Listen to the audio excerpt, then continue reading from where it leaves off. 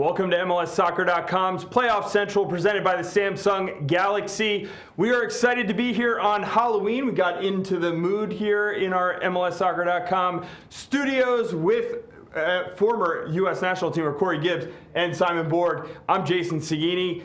Guys, it's going to be a happy Halloween for one team. It's going to be an unhappy Halloween for the other. The Houston Dynamo hosting the Montreal Impact tonight at BBVA Compass Stadium. One of the teams is going to go home. Their season is going to end. When you look at what the teams have out here, it seems that the Houston Dynamo are the favored team, Simon.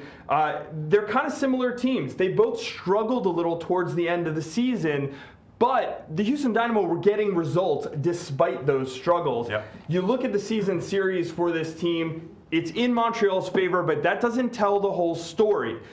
It's a 7-1 goal differential. Montreal won 2 games, Houston won 1. But the one Houston won was the recent one, and it was a 1-0 result at BBVA Compass Stadium. That's the one that has to stand out. Absolutely. And when you look at the season series, it kind of tells the story of the season of both teams. Early on in the year, Montreal Impact at the top of the league, scoring goals at will, flowing soccer, the combinations. They found the back of the net whenever they wanted to, and everyone thought they were going to run away with the cup. They beat the Houston Dynamo 5-0 and 2-0 at home. But then the wear and tear of the season caught up with them. Injuries and knocks to their key playmakers really hurt them, and they lost their inspiration. They only had Marco Di Vaio scoring goals, and you can only do that for so long.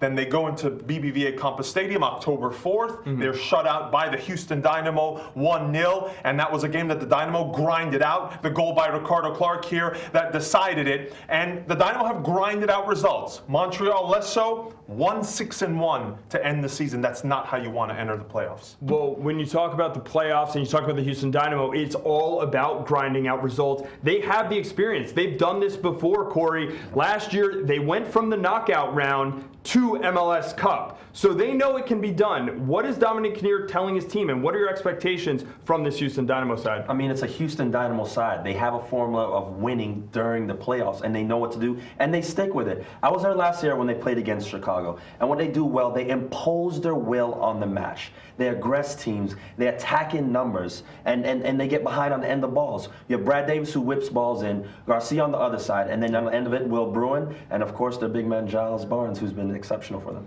All right, well, Simon, a couple weeks ago we were here for the U.S. Open Cup preview show, and you predicted that DC United, despite being heavy underdogs, was going to come up with the upset. So you were right. Now, we look at this game, and the Houston Dynamo seem to be the heavy favorites. So tell me, what does Montreal have to do here to win this match? Jason, just like any underdog that goes on the road, you sit back, you stay organized, you defend well, and then you have to counter. And the Dynamo, that's one of their weaknesses. You see here that early goal by Tim Cahill in their loss to the New York Red Bulls. If you go immediate with long balls and you disrupt the organization of their back line, you have a chance at finding goals. So counter-attacking, whether it's through the long ball or through quick combinations like that pass behind the back line in that October 4th game, that creates opportunities for you. It gets you looks. Now, you can't do it every time because you don't want to just gift the ball to the other team all the time. You got to pick your moments and make sure your runners, like Andrew Wenger here, is making that run in behind the defense. That back line is a little slow, a little suspect. It's center back. You can take advantage of your Montreal. Simon, Dominic Kinnear knows what they're going to do well. He's a coach. He's a tactician. He's going to look back at that last game and understand what they have to do. And like we just spoke about, that center back pairing, it's going to be a question mark for them. So they might end up a bit deeper to negate those long balls over the top. So we'll just have to wait and see. All right, we talked about Dominic Kinnear and we talked about the center back pairing. Let's get into the Houston Dynamo lineup. What is Dominic Kinnear going to send out in this game? We know Jermaine Taylor is injured. He is not going to be able to play here. So who is he trotting out, Corey? Take us through the Houston Dynamo lineup. Well, basically, it's the usual suspects, exactly who we thought would be there. You know, Terry Hall's in goal. We have Kofi Sarkodie on the right, Bobby Boswell in the middle. Jermaine Taylor is injured, so they threw in Eric Bruner to match them up together. Corey Ash on the left. Of course, El Capitano, Brad Davis is on the left. Boniek Garcia on the right. And who I like to see in the middle, who formed the good pairing since halfway through this season. Ricardo Clark and Warren Crevello in the middle. Up top, Will Bruin and Giles Barnes, who's been exceptional for them thus of late. All right, you mentioned Giles Barnes has been good, and Will Bruin, the other guy there, maybe has not been good this season. Look, if you're a fantasy owner in MLS Fantasy Manager, you know full well that Will Bruin has cost you points on big chances fluffed. 17 of them. That's the most in MLS this year. So the question is, for a guy who is not having the most confident season, look, he was robbed a couple of times here. Some of those were good saves. Come on. Sure, but he missed plenty of good opportunities. When you go into the playoffs, a guy who is not very confident, Corey, what is he going to be able to do out there? Would it make sense for Dominic Kinnear to make a change here, or does he have to go with Bruin? No, it's too premature. I think Will Bruin has established himself, and he knows and he understands those chances that he's missed. So, yeah, he's even come out and said, I should have 15 goals this season, but it's more of a motivation. He knows what he's going to have to do. I think playoffs are a time for him to shine. Last season, he had 4 goals in the postseason, and I think this is time to impose his will on the game, and it's playoff time, and they're at home. And those 4 goals in the last postseason came after a stretch in the regular season where he had 1 goal in something like 12 games. So he had pressure to score, came up, and won them that game in Chicago that then led them to that run to MLS Cup. All right, if Will Bruin is going to succeed, there's probably going to be some good service coming from Brad Davis. We know what to expect from Brad Davis. He has the lethal left foot. You can see him warming up at BBVA Compass Stadium right now. What do you expect to see from Brad Davis in this game? How is he going to impact the match? And is he the go-to guy for the Houston Dynamo? This guy's priceless for the club. We all know what Brad Davis could do and what he can produce for the team. He's going to serve balls into the left-hand side. And like we've always spoke about, he's had the help right now from Garcia on the right. And listen, the biggest thing right now with Brad Davis is the thing that he's struggled most of is having form for country and club. As a player, I know it's so difficult to have that same type of form. And he's just transitioning into that now. So I'm not worried one bit about Brad Davis and him producing into the playoffs. So we should see good things from him. People are scrutinizing his numbers, but you also have to understand that Boniek Garcia is now coming into his own, and he's sharing balls with Boniek Garcia. So whereas in the past, Brad Davis was the man who the Dynamo depended on, now Boniek Garcia, I believe, has taken a little bit of that mantle. And in my opinion, the way that Boniek Garcia goes, that's the way the Dynamo go. Look, you talk about Brad Davis's numbers being down.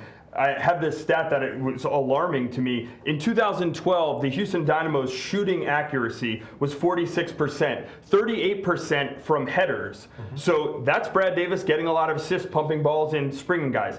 In 2013 now, 38%, that's down 8% on their shooting accuracy. And as far as headers, 26%, that's down 12%. So he's been putting the balls in. He's not getting assists because the guys aren't finishing. That's the problem with Houston, and that could be the problem in this game. The one guy who's going to try to fix that, though, is Giles Barnes,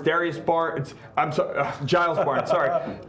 Giles Barnes is a guy who has been very impressive this season. So tell me, is he going to be the answer to the scoring woes for the Houston Dynamo? He's picked up the slack. Listen, Will Bruin hasn't been at his best. He's missed several chances this season. But you know what? Like every great team, when that star player from last season's not doing well, other people have to step up. And Giles Barnes has been that man. He has that confidence. He scored a goal in the last game leading up to this play-in game. And he said, listen, that goal's really helped me, and his teammates are really behind him. He's transitioned from England as the creator. Now he's becoming the aggressor and taking people on. He's found his form, and he's in top shape. So I think he's going to be the key man for them tonight. Yeah, please, Jason, don't mistake Giles Barnes with a center back, former Rev center back, because Giles Barnes knows exactly what to do when the ball's at his feet in the attack. And I think what's been great is he was a winger last year when they brought him on. And now Dominic Kinnear has found a place for him right behind Will Bruin. And I would argue that the partnership between Will Bruin and Giles Barnes is benefiting Barnes more than anything. I think the Houston attack, it ends up with the focal point being Barnes. So the shot normally ends up with him taking it. Why? Because he knows what to do with it. Ball at his feet, he makes the right decision, and I think the results are showing. Hey, real quick, on Darius Barnes, that long throw-in of his would help the Houston Dynamo this game. For sure. One last player we have to touch on, that's Eric Bruner. He's coming in for the injured Jermaine Taylor. He is not the same player as Jermaine Taylor, who is much more athletic. Bruner is a veteran. He's a guy who's been there. there. He's done that in MLS, so he's a great guy to come off your bench. But Corey, as a former center back and left back, this is a different situation now. They have a less athletic center back pairing in there. What does that do to the Houston backline? Jason, you're spot on. This is my biggest concern for the Houston Dynamo backline. They're losing athleticism. They're losing speed. So what's going to happen? They're going to have to stay a little bit further back, further deeper than they're normally, what they're used to doing. Marco Divine is going to stay high on top of them. And also their outside backs are going to have to pinch in and give them cover. Another guy who I think could be key is Warren Creval at the defensive midfield spot, helping out with the central defenders. All right, we've talked a lot about the Houston Dynamo here. You have to talk about the Montreal Impact as well. They are going to be showing up, Simon. There are some surprises in this lineup for the Montreal Impact, so let's get right to it. Simon Borg, take us through what Marco Schalabam is trotting out there. Let me pick up my jaw as I read you the lineup. Troy Perkins is in goal, no surprise there, but then look at the back line. We know that Alessandro Nesta is out with a calf injury. Look who's in his place. Nelson Rivas, the Colombian ex-Serie A defender, hasn't played a minute all year for the Montreal Impact. Here he is going to start this playoff game, a do-or-die match. The usual suspects in the other spots, Jabrowski coming back from a toe injury, he's at left back. Then in midfield, the two anchors there, Hernan Bernardello and Colin Warner. Andrea Pisano on the left, Map on the right, Wenger at attacking mid. Now, the missing name there, Davy Arnaud, the captain. Incredible that he's not in this lineup. Then Marco Di Vaio up top. The other surprise for me, Andrea Pisano. Andrea Pisano, this is going to be a scrap against the Houston Dynamo at BBVA Compass Stadium. Andrea Pisano is a guy who spends more time on the ground than he does on his feet. He's not a strong player. He's not a pacey player. He doesn't have power. To me, you needed Sana Nyasi in there. You needed Davy Arnaud. Nyasi's not on the bench. Arnaud's on the bench. I don't understand. To me, the Rivas decision, the Arnaud benching, no Nyasi, it reeks of panic. It reeks of desperation.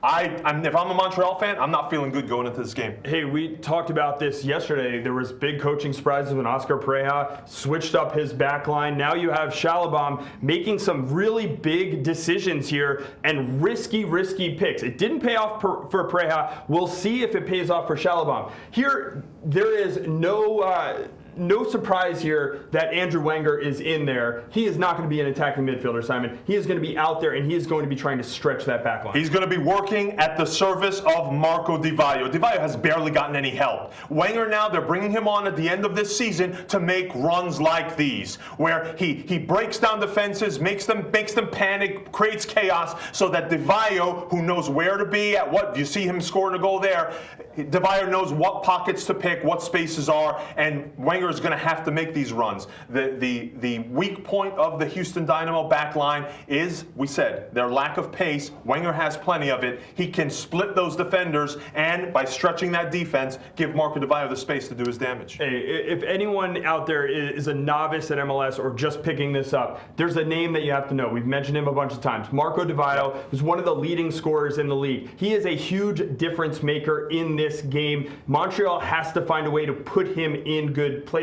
You mentioned Andrew Wenger. They're a counter-attacking team. So where is it going to come from? Is the service going to come from for Di Vaio in this game? I mean, Jason, we speak about Marco Di Vaio. It's not about a key part of this team. He is the team. 40% of their goals. That's massive. That's everything for them.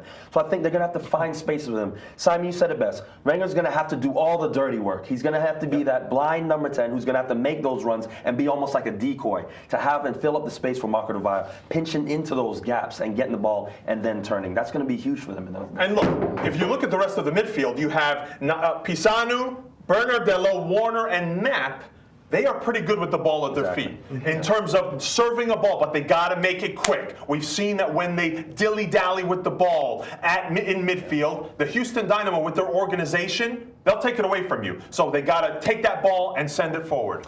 All right, guys, we have people on the ground at all stadiums during the playoffs. We have our own Katie Witham, who is down at BBVA Compass Stadium. Let's head out there. We've been talking about the weather for a long time in this game. It looks pretty nice there for Katie. Things have cleared up. Clear skies, and it has stopped raining in nearly 2 days here at BBVA Compass Stadium. But the pitch is perfect and ready for tonight's match. Now, for the visiting side, the Montreal Impact look at tonight's game as a brand new season, and the goal is to get back to what they were successful with the first half of the season. That's taking advantage, quick counterattacks, and defending as a unit. Now, the guy that will be able to help them with that is Jeb Brofsky. He finds himself in the starting lineup for the first time tonight since suffering a broken toe more than 2 weeks ago. He'll bring that energy. As he told me earlier today, nothing would keep him out of tonight's match. Now, for the home side, the Houston Dynamo, they come into this game focusing on two guys in particular.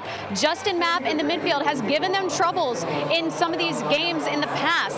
In particular, they don't want to give him any space to play around with. Now, up top, it's Marco Di Vaio, kind of the same thing. At all times, they will have a Dynamo jersey marking him. But the one thing that I think really goes to show what this Dynamo team is about right now is the mindset they have. They are approaching this game like any other one. Even though this is a must-win for both of these sides, Dominic Cunier is not allowing them to add any extra pressure. For now, we'll send it back to you guys. Hey, the weather cleared up. We thought we were going to have a really sloppy pitch. We thought it was going to be raining. That sometimes is a great equalizer. Yeah. Now it looks great. The field actually looks better than we've seen in Houston in a while. True. So let me ask you, Corey, does that favor either team here? The fact that, hey, you're going to get a real soccer game. It clearly helps the Montreal Impact. Simple as balls are going to be whipped in by Brad Davis and Garcia from wide. And then Will Bruin and Barnes are going to be at the end of those. As a defender, it's the hardest thing on a rainy day, scrappy team, and balls getting whipped in for a defender to stay focused and concentrated on those things coming in. So with a dry pitch, it definitely helps the Montreal Impact in terms of their style of play and in terms of them trying to have to defend that. All right, I'm going to get to a question from Twitter. And again, I'll remind everyone, if you want to participate in the conversation, just use the hashtag for this game. That's hashtag HOUVMTL. You can also send questions in during the game for our live post-game show right afterwards. This question comes in from Laurent, and the question is Rivas the X factor? I think that might be the dead on. Yeah, because X, you don't know what X is. You don't know what you're going to get out of this guy. Here's the thing. I mean, you're going into a playoff game that's going to be high intensity. If you thought October 4th against the Dynamo at BBVA Compass Stadium was intense, this is going to be a few notches higher. Dave Yarno said it before this game. So can Nelson Rivas handle this when he hasn't played a competitive game all year? I'm baffled by this selection. I know he's experienced, but experience can only take you so far, especially when you have Vondril Lefebvre, who is an academy product. He's played well.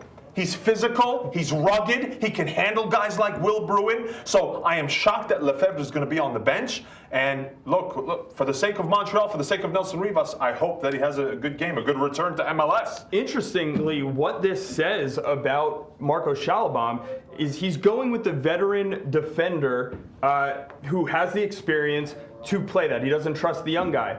But at the same time, he's going with Colin Warner in the midfield over Davy Arno, who is the veteran. So it is kind of baffling to me how he's making these decisions because they're sort of contradicting each other. Corey, you know what kind of game this is going to turn out to be. Yeah. Do you see Colin Warner being able to put up with as physical a game as it's going to be? I definitely don't. I think the wrong decisions have been made, but also that being said, I think Schalabam has really underestimated a Houston Dynamo playoff team. Yep. That's where that inexperience comes in. Yep. He's underestimated. Players, I'm sure, like Davy Arno, have tried to tell him what to experience, and Dominic Cunier has a whole different side when it comes to the playoffs. It's going to be something massive and something them to overcome. Well, we're just going to have to wait and see. All right, guys. Well, we're wrapping it up here, and the broadcast is going to start very soon. Let me ask you, you got to give a prediction in this game. We've talked about it, Houston Dynamo, heavy favorites. We talked about how Montreal could potentially pull the upset. Corey, give me your pick in this game, maybe even a scoreline. Simple as Houston Dynamo 2-1.